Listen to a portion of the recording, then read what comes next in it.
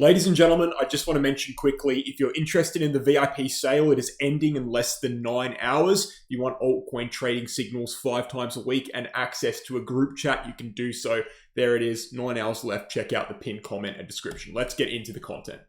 Right, ladies and gentlemen, I need to quickly clarify the position that Bitcoin is in for the weekly candle close, which is coming in literally less than a day, right? It's coming in about, let's go ahead and take a look here, 17 hours into the weekly candle close. And then once we've done that, it's a quick little 5-minute update there. Once we've done that, we'll jump into some questions. We had a bunch of community questions here about Bitcoin, about cryptocurrency. When will I buy? When will altcoin season begin? Will there be an altcoin season? What do I think about recession? All these kind of questions here on the community poll. I'll split them up into timestamps. So in the pinned comment, you'll find timestamps for different questions asked. Go to the pinned comment and scroll through and see which questions are relevant to you, or just watch them all. Going to be very useful stuff, guys. Let's get into it.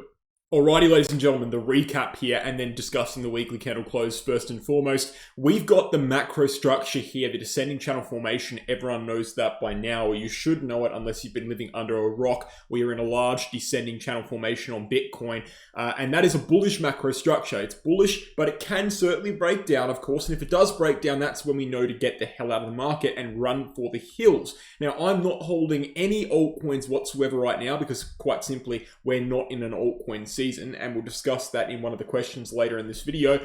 I'm barely even holding much Bitcoin at the moment, and I will look to buy Bitcoin if we do see the upside confirmation, but I'm not necessarily looking for upside confirmation from the actual pattern itself. I'm looking at a more direct indicator, a leading indicator, right, that will confirm whether Bitcoin is going to make that move to the upside or to the downside with a pretty high probability, right? And that is the RSI itself. We look at the weekly chart RSI, and we've discussed this multiple times now, but I'm just going to recap it since the weekly candle close is coming in just 17 hours here.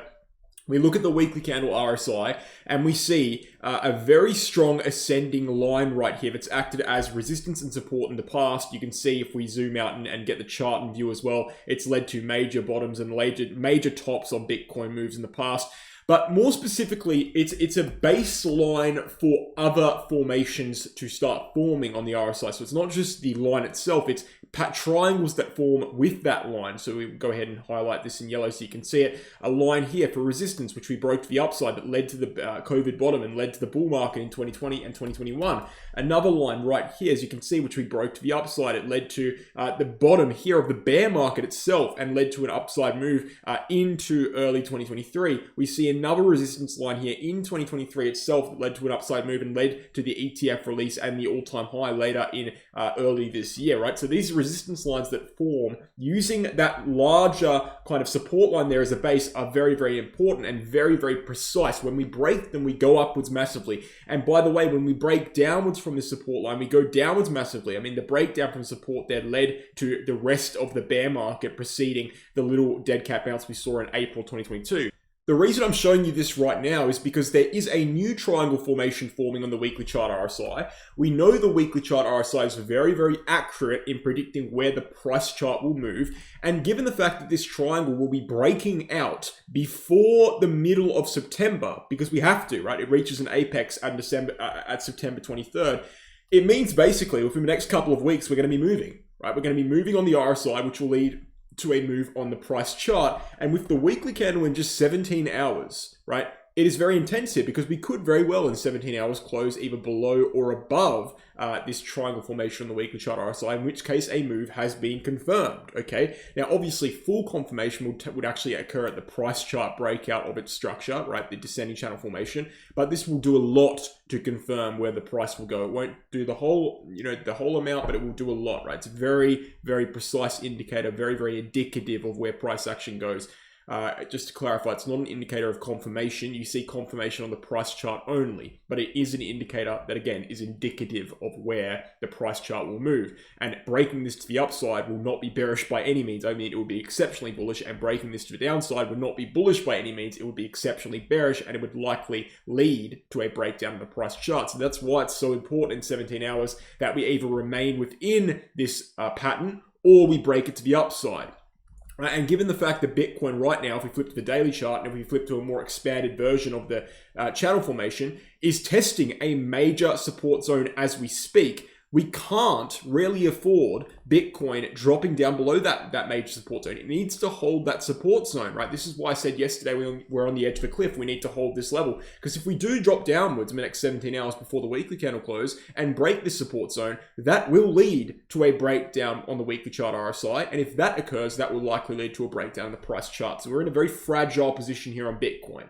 I just wanted to reiterate that from yesterday's video, just because the weekly candle close is literally tomorrow, right? 17 hours away. And now that we've done that, we can dive into some community questions, right? Lots of insightful stuff to be said here with these questions. Before we get into them, though, just a quick little thing here. Bingx and Bitunix, our exchanges on this YouTube channel. If you want an exchange that is low in trading fees and global non-KYC, so you don't have to verify your identity, you can sign up from anywhere in the world. Both of these exchanges meet those requirements. They've also never been hacked before. And with my referral link down below, you will get a 15% trading fee discount for life on either of these exchanges. So take your pick and use my referral link. 15% trading fee discount for life.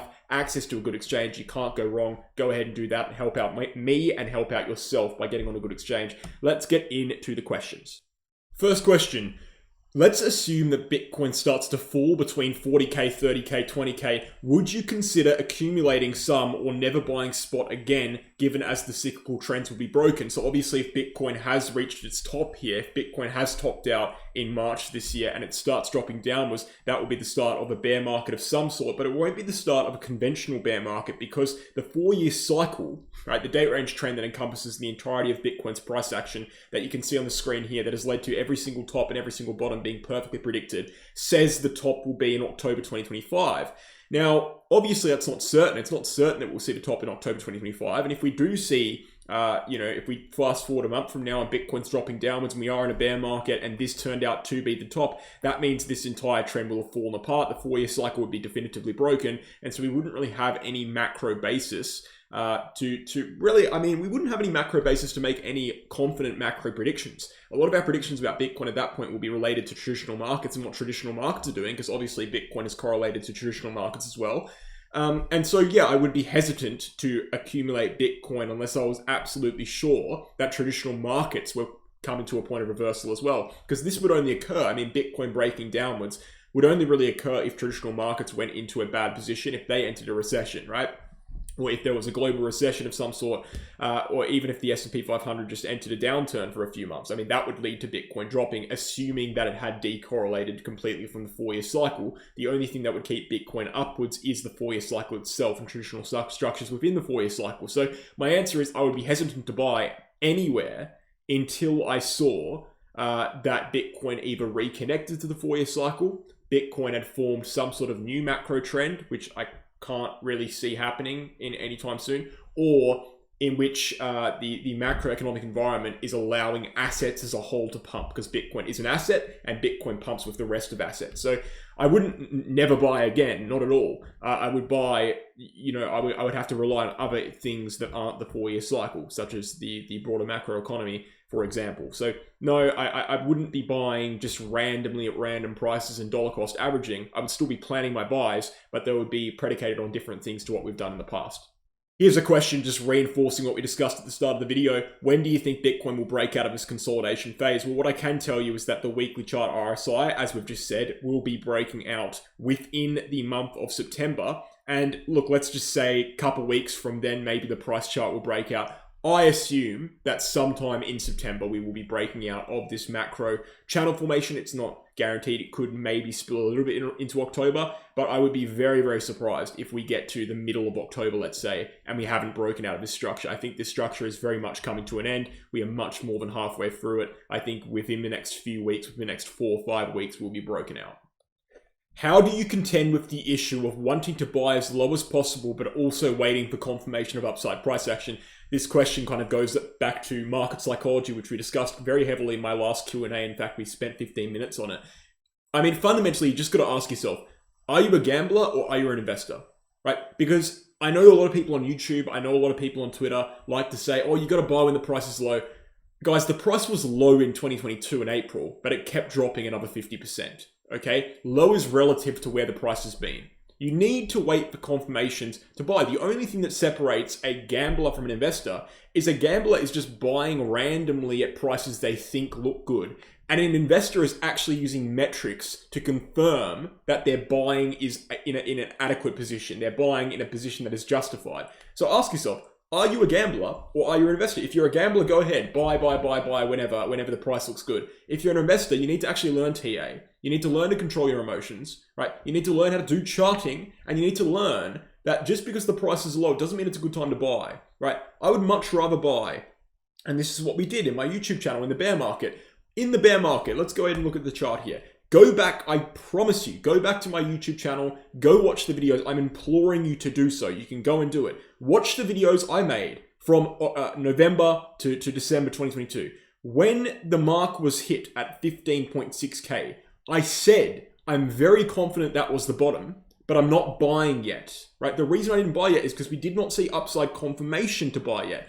However, when the price went upwards just 10, 15% and broke 17 or 18K, that's when I said, okay, I'm buying here. And I said my public buying plan was triggered and we got an average price of 19,000 on the bottom. And look how well it treated us, right? Like, yes, okay, I recognize that 15K was probably the bottom, but the fact of the matter is I'm not a gambler, I'm an investor. So I waited for the upside confirmation, and that meant that I could sleep at night. That meant that I could be justified in calling myself a professional, because I'm not just buying in random places like a lot of people did. Because I'll tell you right now, if that was my mindset, right, you might look at that and think, oh, you should have bought at 15K. But if my mindset was, oh, the price looks good now, this is potentially the bottom, maybe we'll buy, I would have bought up here at 18K, up here at 19K. People bought up here at 36K. People bought up here on the top at 49K. You have to trust TA and trust the charts. And the only way you can go about trusting the charts effectively is by actually listening to them. If the charts say buy, then you buy. The charts never say buy right at the bottom. It's not possible. That's not how confirmation works. It's literally impossible to get a buy signal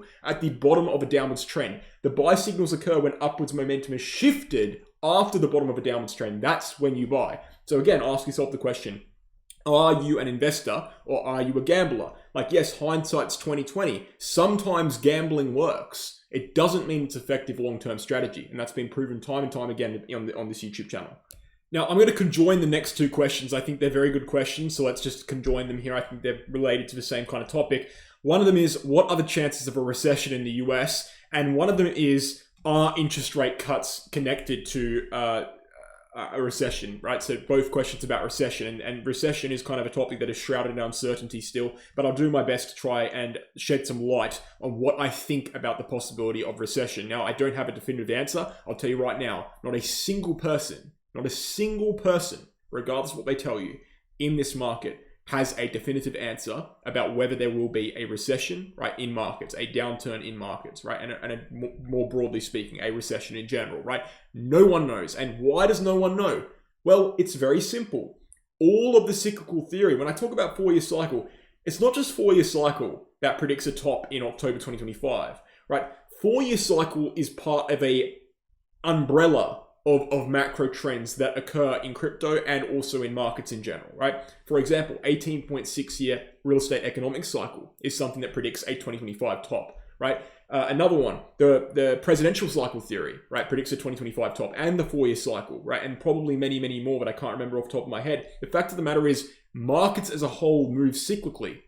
Markets as a whole and the cyclical trends that are pertained within markets predicted both the top right here in the dot-com bubble and the top in the global financial crisis, right? And even the COVID drop to a certain extent. So when we look at where we are right now in 2024, we are not in a year that is meant to see a top, cyclically speaking. So the only way we would see a top here is if we deviated from the historical macro trends that have been around for decades in some cases. This is why there's so much uncertainty right now. This is why no one can give you a straight answer. Because in order for Bitcoin and cryptocurrency and the markets in general to crash here and go downwards into a recession, it would be happening about a year early, which is a deviation that we just do not see, historically speaking, on these trends that have been around for decades.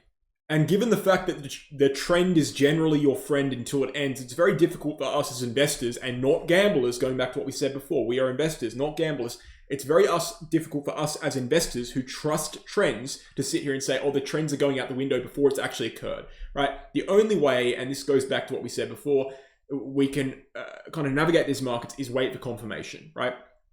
Position yourself in a neutral position and wait for confirmation of either scenario. So the only way I'll be able to sit here and say we're in a recession is when I actually see evidence that we're in a recession. Now, what I do see is a threat of recession, right? I don't know what the probability of it is going to be. I don't know because nothing's broken down yet. Now, if you ask me in a month from now, say Bitcoin's broken down, Bitcoin's plummeting downwards, then I might be more confident. But right now, I just don't know because right now the trends are still intact. So I can't really give you, it would be disingenuous of me to give you any kind of speculation about whether we're seeing a recession. All I can say is it's on the table, right? But what I can say as well is it's not confirmed yet. Because we look at, a lot of people say, oh, interest rate drops cause recessions. This is just simply not true. I mean, it happened in the dot-com bubble. It happened in global financial crisis. But there's a few problems here. I mean, you can get into the whole thing, like someone mentioned in the question there. Do interest rates cause recessions, or do interest rates happen because of recessions, right? And there's a whole argument to be made there. But even if we look at it from a basic charting perspective, we have two data points, right? Two data points here where interest rates, let's just assume interest rates caused the recessions, or interest rates came in at the same time as recessions, right? What about all the other data points, guys, right? What about over here when interest rates drop? Here. What about over here in 2019, the most recent data point, right? None of the recessions happened there, right? It's only in these two occasions that people cherry pick out of nowhere. They say, oh, interest rates cause recessions. It's just simply not true. It's simply a falsehood. It's not even a mathematical trend. I mean, two data points is not a mathematical trend, let alone the fact that the most recent data point completely disproves the theory people are making with the two data points there. So I'm not convinced that just because the Federal Reserve is going to be dropping rates, I'm not convinced that's going to lead to a recession whatsoever. What I am concerned about is unemployment. This is what I'm genuinely concerned about, right? Unemployment is concerning. That's the simple fact, right? Historically speaking, I mean, we've seen 11 major spikes in unemployment, right? You can count them out here. There's 11 of them, major spikes in unemployment since post-World War II, since 1945. 11 major spikes. 8 of those 11 major spikes led to a recession. Okay, that's what I'm concerned about, because when I see unemployment ticking upwards and when I see it threatening to spike just like it did in the last 11 occurrences, that is what's making me concerned about a recession, not necessarily the fact that rates will be dropping. In fact, rate cuts, technically speaking, are actually bullish for markets. It just takes a while for the impact to actually settle in. What I'm concerned about is unemployment. So yes, I do see there a chance for a recession, but I'm not confident to give any probability. I just need more confirmation. I think everyone does. I'm telling you right now, please believe me when I say this. I've been doing markets since I was 17 years old, right? Since I was at KFC, at my job at KFC, in the back room on break, listening to podcasts about financial markets. I know what I'm talking about here. I'm telling you right now, it is literally impossible for anyone to tell you whether we're going to be seeing a recession or not right now. No one knows. It's not possible to know. You can have an opinion about it, but it's not possible to know because we have not seen the confirmation of it yet. So please ground yourself in reality. Apologies for getting a little heated there, guys. Some of the recession questions can get a bit frustrating because you get a lot of people who don't understand the macroeconomy commenting on things they just don't know what they're talking about on. I had someone yesterday say that, I had destroyed my credibility by mentioning the fact that the DXY was reverse correlated to assets. And it's like, I mean, it's just simply is. Like, I don't know what to say. It's just objectively it is. So I think people just don't understand the technicalities for how markets actually move. They get a little bit too focused on charts themselves, which is an interesting thing for me to say considering I'm a chart analyst. But it is important to understand the fundamental market, how markets move and how charts work and what charts actually are as well.